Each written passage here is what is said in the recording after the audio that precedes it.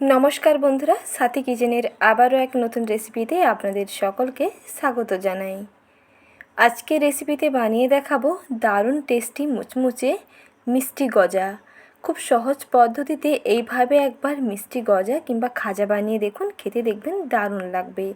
A to Z টিপসহ রেসিপিটি share করলাম, skip না করে শেষ পর্যন্ত দেখতে থাকুন। প্রথমে একটি বড় মিক্সিং বাটির মধ্যে নিয়ে নিচ্ছি মেজারিং কাপের 1 কাপ ময়দা, আর নিচ্ছি 1/4 টিস্পুন নুন। নুনটা একটু সামান্য দিলে টেস্টটা বেশি ভালো আসবে। তারপরে এর মধ্যে 1/2 চামচ দিলাম কালো জিরে, আর 1 টেবিল চামচ দিতে হবে ঘি। ঘি দিয়ে বানালে এর টেস্টটা দুর্দান্ত হবে, সঙ্গে স্মেলটাও দারুণ আসে। ময়ামটা ঘি দিয়ে দিলেই এটা বেশ মুচমুচে খাস্তা দারুণ টেস্টের হবে। এখন 1 টেবিল চামচ ঘি দিয়ে ভালো করে মিশিয়ে নিচ্ছি। সব কিছুকে ভালো করে মেশানো হয়ে গেলে নর্মাল জল দিয়ে মিশিয়ে একটা ডো রেডি করতে হবে। যেমন সাধারণত আমরা রুটি পরোটার জন্য বাড়িতে ডোটা তৈরি করি, ঠিক তেমন করেই ডোটা বানাতে হবে। এখানে কোনো রকম গরম জল দেওয়ার প্রয়োজন নেই, নর্মাল জল দিয়ে মেখেই ডোটা রেডি করে নিতে হবে। আর জলটা সবসময় অল্প অল্প দিয়ে মাখবেন, তাহলে নিজেরাই বুঝতে পারবেন যে জলটা কতটা লাগবে। বেশি পরিমাণে একসঙ্গে জল দিয়ে দেবেন না, তাহলে ডোটা বেশি নরম হয়ে গেলে কিন্তু এটা বেশি ভালো হবে না, লেয়ারগুলো ভালো বোঝা যাবে না। তাই একটু টাইট করে এই রকম মাখতে হবে। কিছুক্ষণ মেখে নেওয়ার পরেই দেখবেন আগের থেকে অনেকটাই সফট হয়ে যাবে। তবে মাখানোটা প্রথমে একটু টাইট করেই মাখতে হবে। এইভাবে কিছুক্ষণ ময়দার খামিটাকে ভালো করে মেখে নিচ্ছি। যতক্ষণ না ওপরটা এরকম মসৃণ হয়ে যাচ্ছে ততক্ষণ পর্যন্ত মেখে নিতে হবে। আর এটাকে কোনো রকম রেস্টিংয়ে রাখার প্রয়োজন নেই, সঙ্গে সঙ্গে মেখে নিয়েই আপনি বেলে রেডি করে নিতে পারবেন। সময় কিন্তু বেশি লাগবে না, মাত্র 10 মিনিটের মধ্যে এই মিষ্টি গজাগুলো খুব অনায়াসে বাড়িতে বানিয়ে নিতে পারবেন। তারপরে দেখুন সেই বড় ডোটাকে নিয়ে এইভাবে একটা বড় করে এবং মোটা থিকনেসের একটা রুটি বানিয়ে নিলাম। তারপরে এইভাবে করে ভাঁজ করে নিচ্ছি। এইভাবে ভাঁজ করে নিলে এর লেয়ারগুলো ভালোভাবে বোঝা যাবে। আর ভাজার সময় দেখবেন লেয়ারগুলো বেশ খুলে যাবে, তার জন্য এই প্রসেসে দুবার করে নিতে হবে। ঠিক একইভাবে আবারও একটু ফ্ল্যাট করে নিচ্ছি। তারপরে একটু চ্যাপ্টা করে বেলে নিয়ে ঠিক একইভাবে আবারও একটা ভাঁজ করতে হবে। এইভাবে করে 2 থেকে 3 বার ভাঁজটা করে আবার রুটির মতন এইরকম বানিয়ে নিয়ে তারপরে এইরকম লম্বা শেপে বানাতে হবে। যেমন করে আমি বানাচ্ছি দেখুন বন্ধুরা, ঠিক তেমন করে বানিয়ে নিতে হবে। এইভাবে বানালে লেয়ারগুলো অসংখ্য হবে।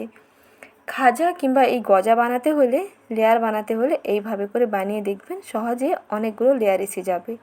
তারপরে এই থিকনেসের রুটিটাকে ঠিক 3টা ভাগে ভাগ করে নিলাম। ঠিক একইভাবে আবারও একটার উপরে একটা ওভারল্যাপ করে এইভাবে আলতো হাতে একটু প্রেস করে নিয়ে বেলে নিচ্ছি। খুব কিন্তু পাতলা করার প্রয়োজন নেই, এইরকম একটু পুরু থাকবে এবং আলতো হাতে একটু বেলে নিতে হবে। লেয়ারগুলো একটার সঙ্গে একটা যাতে না লেগে যায় তার জন্য মাঝখানটাতে অল্প একটু তেল এবং কর্নফ্লাওয়ারের পেস্ট অ্যাড করতেই পারেন, তাতেও দেখবেন অনেক ক্রাঞ্চি হবে আর লেয়ারগুলো বেশ ভালোভাবে খুলে যাবে। তারপরে এই থিকনেসের একটা রুটি রাখলাম, তারপরে এইভাবে করে পুরু পুরু করে কেটে নিচ্ছি। একটু লম্বা শেপ দিয়ে, যেমন সাধারণত মিষ্টি গজা বানানো হয় তেমন শেপ দিয়ে কেটে নিচ্ছি। এগুলো বানাতে বেশি উপকরণ কিন্তু একটুও লাগবে না, সময়ও কম লাগে আর বানানো ভীষণ সহজ।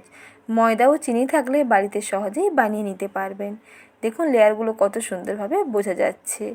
এখন এত লেয়ারগুলো সুন্দরভাবে বোঝা যাচ্ছে যেহেতু ভাজার সময় দেখবেন বেশ সুন্দর খুলে খুলে যাবে, অর্থাৎ ভেতর থেকে বেশ সুন্দর ক্রাঞ্চি হবে আর এই রসটাও ভালোভাবে ভেতরে ঢুকে যাবে।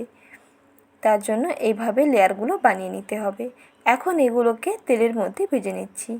আর ফ্লেমটাকে একেবারে কমিয়ে তেলটাকে গরম করতে হবে। লো ফ্লেমে কিছুক্ষণ সময় নিয়ে ভাজতে হবে। একেবারে হাই ফ্লেমে এগুলোকে তেলের উপরে দিয়ে দেবেন না, তাহলে সঙ্গে সঙ্গে কালারটা চেঞ্জ হয়ে লাল হয়ে যাবে, পুড়ে যেতে পারে আর ভেতর থেকে ভালো ভাজা হবে না আর বেশি একটা মুচমুচেও হবে না। তাই ভাজার উপরই নির্ভর করবে এগুলো কতটা মুচমুচে হবে আর কতক্ষণ পর্যন্ত মুচমুচে থাকবে।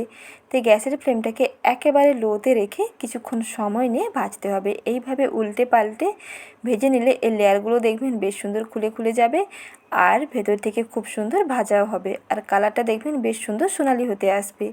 এইভাবে কন্টিনিউয়াস বা অনবরত এইভাবে খুন্তিটা দিয়ে নেড়েচেড়ে রাখবেন।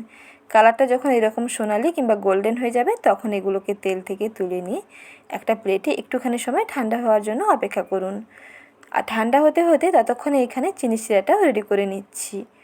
1 কাপ দিলাম চিনি, আর সেই কাপের মাপ করে 3 ভাগের 1 ভাগ দেব জল।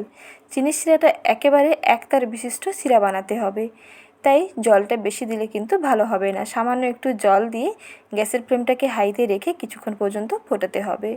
আর এর সঙ্গে 2টো এলাচ দিয়ে দিলাম, এতে ফ্লেভারটা ভালো আসবে। চিনিটা ভালোভাবে মেল্ট হয়ে গেলেই দেখবেন শিরাটা বেশ সুন্দর চিটচিটে হয়ে যাবে। শিরাটা একটু হাতের মধ্যে নিয়ে চেক করে নেবেন যে চিটচিটে হয়েছে কিনা। চিটচিটে হয়ে গেলে এর মধ্যে সে ভেজে নেওয়া গজাগুলোকে দিয়ে কন্টিনিউয়াস নাড়তে হবে।